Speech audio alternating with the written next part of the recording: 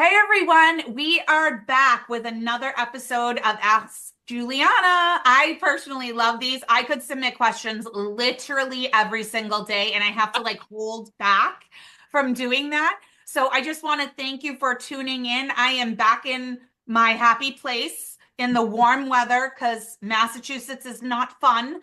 And Juliana is probably I'm the sun to your burning peach. up in the sun in Texas. Yes. I'm So actually the yeah, literal sun to your I peaches. literally saw that. Yes, it's such a great color and it's Courage color. So more to come on swag later on. But while Right. we're here, we have some really great questions that people sent in, which I thought were really fun to like think about because I always like chuckle at these in advance of our sessions, thinking, Uh, oh, I can't wait to ask her that question. Um, so the first one is what is your love language and how does it show up in your ministry? Ooh, Right? Good question. it is a good one. I, I'm probably an acts of service girl. I think for a long time I thought maybe it would be like words of affirmation or something, but not so much. Like I think I'm an acts of service person, like in ministry. Like I love when people are moved by the spirit and they just show up. They just follow through. I'm like, ah, like I don't think that that will ever get old, right? I'm like, wow, Yeah, because we're just that so used lovely little to, surprise. right? Like we're kind of used to like the passive or like the sit back and kind of like the consume. Like I'm not used to like just the act of service and kind of like the steps of initiative. It's rare. So like that Yes. still is such a beautiful thing. Or I think I notice it too when people just think outside of the box and they go out of their way because they listen to something or that, like they just Yes. know how to serve in such a deeply personal way. And you're like, oh, I think That that's feels what it is good. for me. Hmm. Okay. Awesome. Awesome. So now we know what your love language is. Yeah, So we know how to show up for you. right. Yeah. Oh, this one's a good one. We all try to protect our peace, but Oh, how do you protect your peace when you get overwhelmed? This I, has become come in so many forms for me lately. hmm. Well, I think to me, like when you actually finally discover the supernatural piece that surpasses all understanding, like it's intuitive to protect it. Like now you actually have something valuable and something worth protecting. It costs so much to get there that you're like, I can't not have this. It's Yes. almost like unless the Lord is going with me, I'm not going. Right? Amen. Like If if it's your not a presence hell isn't in yes, here, it's I a don't want that. no. Right. So to me, I think about it like sensitivity. If something is making me numb, if something is turning off my senses, if something is drawing me away from what I know happens when I'm connected to that piece, Hmm. that's a problem, right? Like all of the radars should be going off already. So for me, yeah, like literally. So for me, I'm like, it's not a dramatic thing, but I'm very self-aware or I'm very sensitive to those things. So I Hmm. pick up on it and then I adjust. Like I don't make it make other people wrong. I don't make it good, bad, right or wrong. I'm just like, oop, noticing that pivot. Oop, noticing that that's not going to work. Cut it off. Do you see what I'm saying? Like I'm just Yes. doing that stuff in real time. I'm not necessarily making announcements. And then I've learned to confront and love constantly because what you don't confront, right, continues. And you're Correct. authorizing that. You're giving that permission to get bigger and to really get worse. Right? And to become a bigger mess. And I'm like, I'm not for that. Like I'm for the peace, right, that happens from healthy communication or confronting things in love. Like that's actually a really beautiful, honoring thing to be doing all the time. So peace at all costs is what I look at it as. And Yes. I'm like, okay, Yes. I'm going to protect the peace of whatever that is, right? And Yes. I'm going to disrupt it when necessary. Like when it's not the peace of God, but the fake peace, you know what I mean? That needs to be disrupted. Yep. So speaking of that, you and I actually have an example of that this week, which I find amusing because here's the Oh, thing. good. Like I'm the older sibling. I'm like the person who everybody comes to. Like I'm that person. Yes. So like my ideas, like I don't get a lot of creative time at this point in my life, but Yeah. I'm learning to create space for that. And a lot Yes. of times what I'm listening to will spark Mm. ideas. And so I will text those to you and you're like, "Da, da, da, da, da, da. Hold please. This is where this belongs. Love you, all the ideas." And I have to tell you that if that were anybody else, I'd be like, well, I'll just take my idea and go somewhere else. But I know your heart, and I know that I was like, oh, I'm like, Mm. I think I upset her. And it wasn't like I felt bad, but at the same time, I realized that it was like that healthy correction. Like you said, like the calling is big and heavy enough. Yeah. Like if we can keep the calling in one spot, that would be super awesome. Yes. Love you, Nicole, but put it in there. So I thank you for loving me in correction because I did not have that all my life, and now I do have that. And so there are a couple of people, like there's you and another coach from one of Yeah. my work endeavors, that there's a couple of women right now that can speak into my life and kind of call me out without calling me out. Mhm. So yeah, hey, And so much, thank you for sharing this as an example for people. I think it's just a gracious offering that you can give them, right? But I do think that what you said is beautiful, right? If it was anybody else, right, you wouldn't have received it. So I wouldn't, because I know your heart and I know your load, and yes. So other people, that's helpful to other people is why I wanted to circle back to that because there's some people that aren't, their motive is off, the why they're doing it is off, the way they communicate it doesn't land. Mhm. There's just so many things. So in something was here, so like hypothetical, right? Somebody bringing me information that makes my load heavier, right? Is not helpful, right? But they don't know what that is. And so that's on me to be like, hey, I'm carrying this and it's heavy. Yeah. If you bring that to me, I love it, but I don't know where to put it Yeah. or what to Like, do with it. And I value what you're bringing too much to not read it, to not respond to it, to not treasure it, to not properly relate with it, right? And but then, you also yeah, called it out so that yeah, it didn't continue. right. I'm You're like, like, love you. Don't do that. right. Well, because if you think about it, again, back to healthy boundaries and different things too, how much can anybody have on their brain at any given time? Nobody knows that but you. And Right. that's on you to communicate with somebody else, That's not right. get weird about that. It's just like nobody knows what's in your brain or what And you're juggling, right? yes. Or if anybody gets a visionary, like if you bring a visionary your ideas, they like, can do something with that. So that's a Yes. beautiful thing. So, but not every good idea is a God idea. And that's kind Right. of a different concept in the world. And you Yes. can't usually build it all at once. And Of we're course in a not. space where we've built so many things at the same time, right? So it's lots that deserve the attention that you have to get creative about serving with. So it's interesting, but I do think that this is helpful to somebody, right? Like there's a way that you can communicate in love that doesn't hurt people. You did that. You Hmm. really did that. And there wasn't, and when I had the little response, I was like, okay. And you were like, wait, let me explain a little more. And you're like, hold on. Like you knew that I was like, oh, I think I'm in trouble. Well, and this is interesting because I don't believe in people being in trouble. I don't I believe in know, but that was punishment, like, but like you okay, get the idea. So, I do. and there's layers, which I think makes some of the work that I do so interesting. And I don't feel that anybody can teach you other than the Lord. But it's like I'm called to be a spiritual mother, right? And like a kingdom mother. So like that's interesting because you do have spiritual kids. You do. And I'm one And of they them. all they all need to be loved differently, And right? I am one of them. Right? And they all need to mature and be accountable differently. Like you just actually train them up in different ways, right? And that's interesting. But then like two different ways that people relate with you. It could be, oh, they hear your podcast and they feel like they can connect with you, like you're like a normal human. Yeah, Cool. You know? speaking into their Yeah, life. I feel Yeah. like you share so much personal stuff. Like I know you. You know what I mean?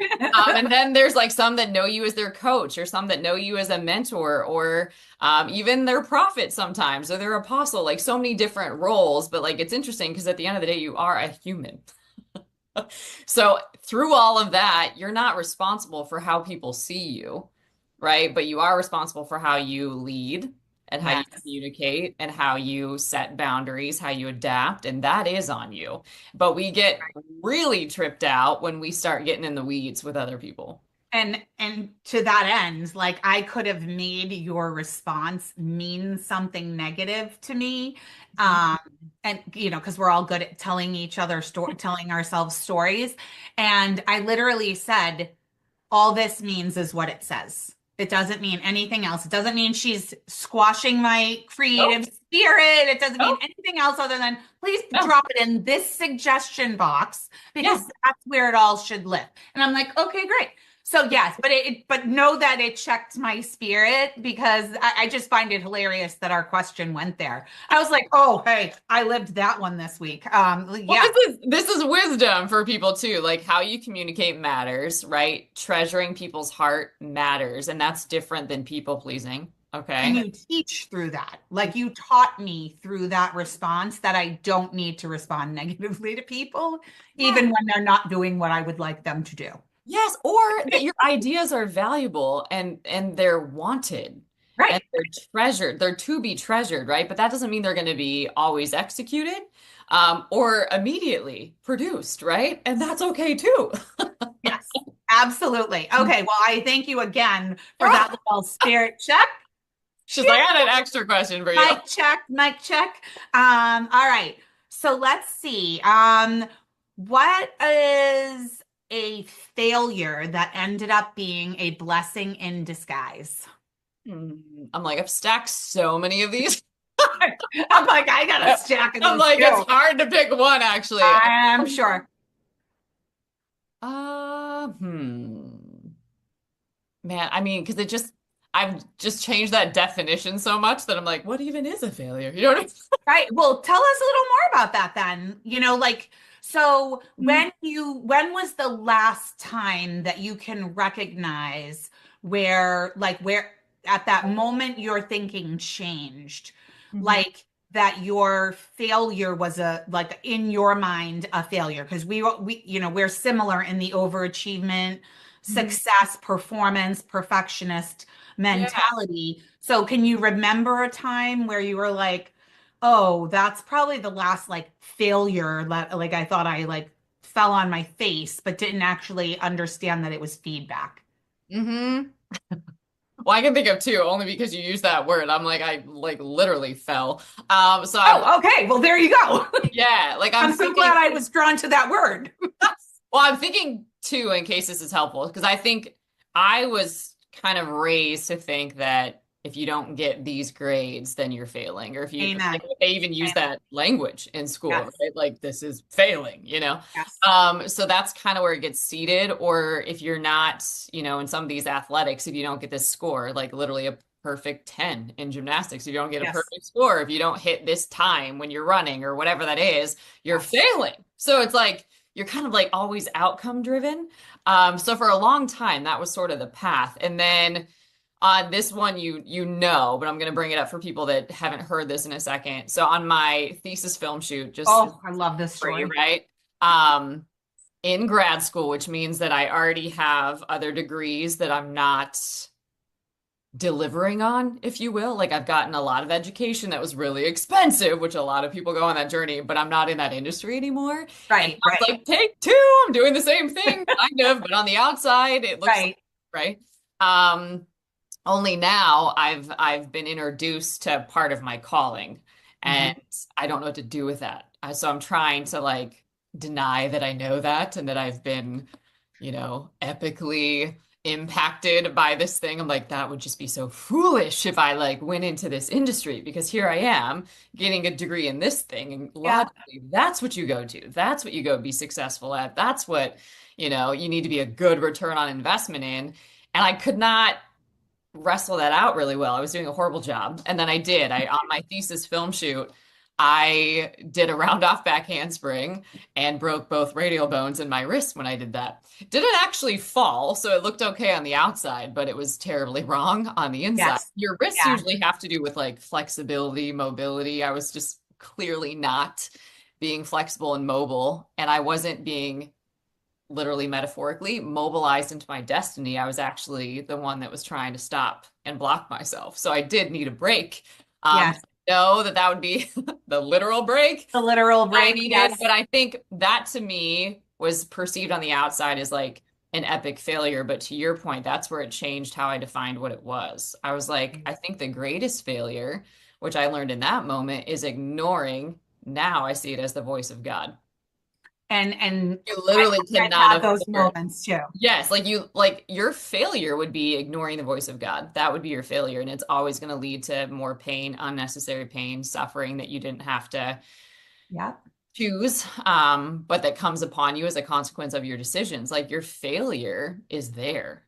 So that would be one example where it's like, Mhm. okay, to me, there's no such thing as failure. These are just opportunities to learn, to grow. But that changed it radically in that moment. It had to. Yes. But I think another big one, most of mine have been through relational things because this is Yes. it's your heart the most, right? Yes. Like when we're in relationships, this is just going for your heart. So Hmm. I like to say if the enemy wants to get your heart, he'll send a person. If God wants to get your heart, he'll send a person. So Yes. you got to figure out who So sent here you. you are. Who sent this person?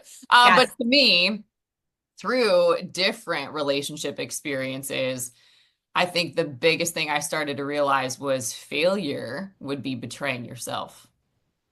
That would be the greatest failure is betraying yourself because other people, right, have to be accountable to God and themselves, and you have to be accountable to God and yourself. And if you're trying to please somebody or trying to, um, make somebody else happy or constantly Something that, adapt yes, to they're their not. needs, and at the sake of just betraying yourself, you are losing yourself. And at the end of the day, you don't get a well done for that. You don't get a um, medal for being so sacrificial. You know what I mean?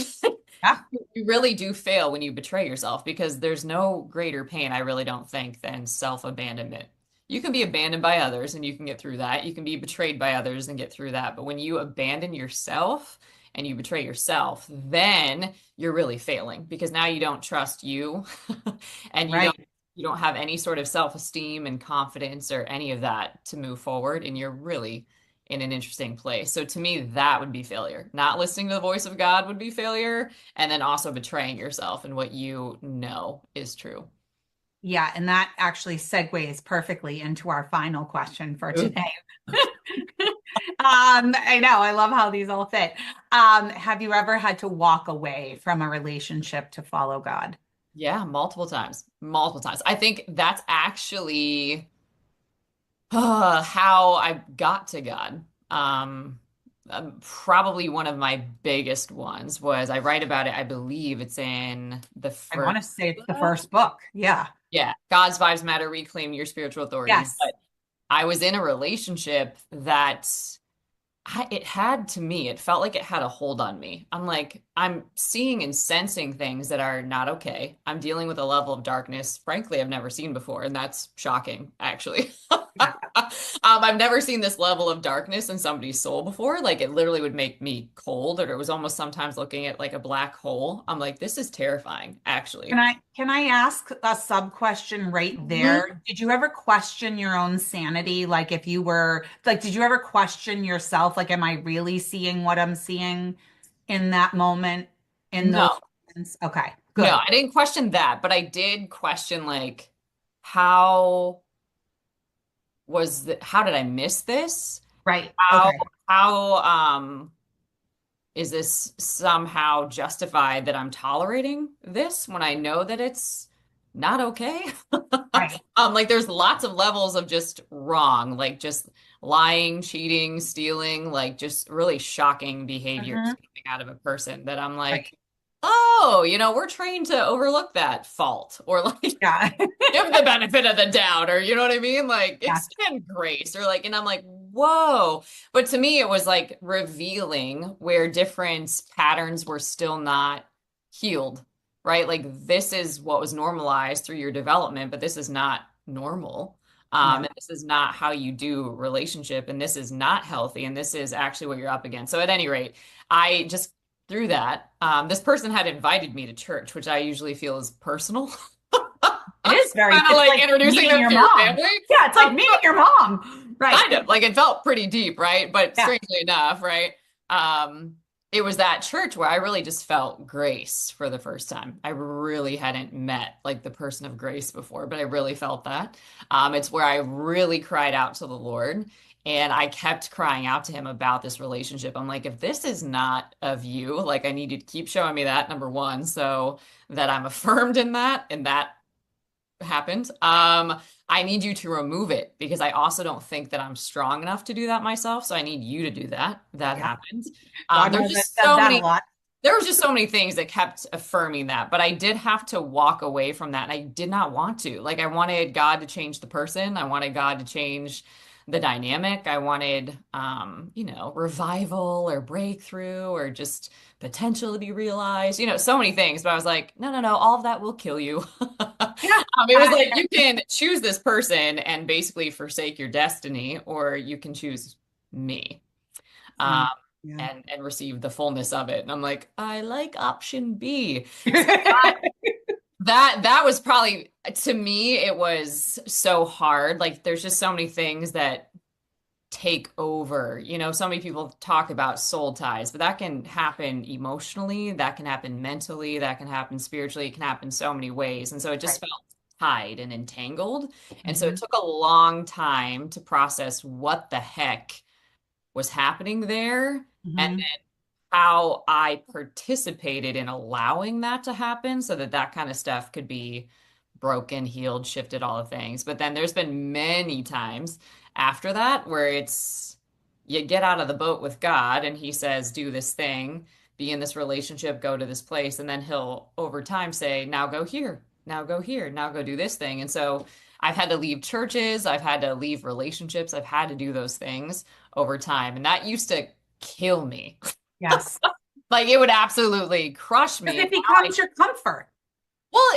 Yeah, like to me, it's like investing is not something I ever do lightly, right? So it's like there's so much that's poured out and poured in, and so much that's contributed, right? That's valuable. So to just be like, and we're done here, and like move on, you're like, ooh, like it just doesn't feel good, right? So like managing that well is tough. No matter what you Wow. do, like whether you've done it, one time or like 30 times, like it's tough every time. Hmm. So I think to me, recognizing though that it's part of God's process and it gets worse if you don't. Um, Hmm. that's what makes me move in obedience quicker in a radical way that people don't usually understand. Like people are going to be upset with you. They are going to be bothered. They're not going to get it and it's not going to make sense to them, but that's a time thing. Yeah. Or a desire thing. Some people don't want to understand it. So that's also why you can't waste that time to help them understand it because all that time and energy needs to go to what God is calling you to. And it's the Mhm. very point he's removing you because you'd have to keep these people happy all the time or you'd be about a different mission. And so we don't always know in real time why it's happening. And I think that's what makes it hard because it can Mhm. feel like you're blindsided, although that's not true. It can Right. feel, There were always signs. yes, like Yeah, it can feel like there's so many things that you can get invested in to of like course. justify it or like there's just so much bait that you can kind of take to be stuck there to make it more comfortable when it's just not going to be comfortable, right? Like it's just not going to be comfortable. Like let it not be comfortable and we can move with that, And right? that's okay. Right. And that's probably the hardest part. And then you don't fully know what you're moving into yet. I Right. think I invested a lot of years in one ministry that I'm thinking of, and it was so holy and it was so assigned and it was so like the Holy Spirit. And then it was time to move, and people did not get that. That was kind of like, you need to be here for life. Like, this is a betrayal. I'm like, is it? Like, did I not communicate effectively? Like, did I not fulfill any of what I was Right. asked to here? So it was just really interesting. And I'm like, but that was revealing and it was telling because if I would have stayed, then it would have stifled what God wanted to do next. And like, these other things wouldn't have been birthed, and I would have really try to please man but not him, and I would have had to deal with that, not the other Right. people, me. So like I think it's tough, but part of walking with the Lord is walking away from things a lot, jobs, Amen. relationships, Yes. ministries, people, right? Your callings, your dreams, your passions, Hmm. so many things. I've had to lay so many things down that it's not fun anytime you Right. do it, but it's always for pruning and purifying and for the more that God has, Hmm. and the more that God wants to bring forth. And so it really stinks because it's like a seed going underground. It's like you were flourishing and now you go back underground and Yeah. you're, what? You know? And now I got to grow all over Right. again. Now I gotta like burst forth again. I don't get it. So like that's really, really hard. Like we are constantly birthing. That's why people use it as a metaphor all the time. Like you're constantly birthing. When you look through that, process and all of the phases that go through that, all the energy that's involved, all the emotions, all of the thoughts, all of the growth. Yes. It's hard to explain, but we're doing that all of the time and sometimes multiple times at one time. Right. Right. In the Right. world, it's like we don't really hear people birthing like 9 babies at a time, but sometimes that happens in the It does. supernatural, Yeah. right? Some rare times it does happen. Right. And it's crazy, but still, Yep. unbelievable. But yeah, Yep. oh wow, these are such good answers, such good questions. Thank you all for sending in your questions. Keep them coming. We love them. I love this time with Juliana mostly because I can relate to all the questions that are sent in. Um, but I am so grateful to be here. And if you know somebody that will benefit from this, be sure to share it. And that's all.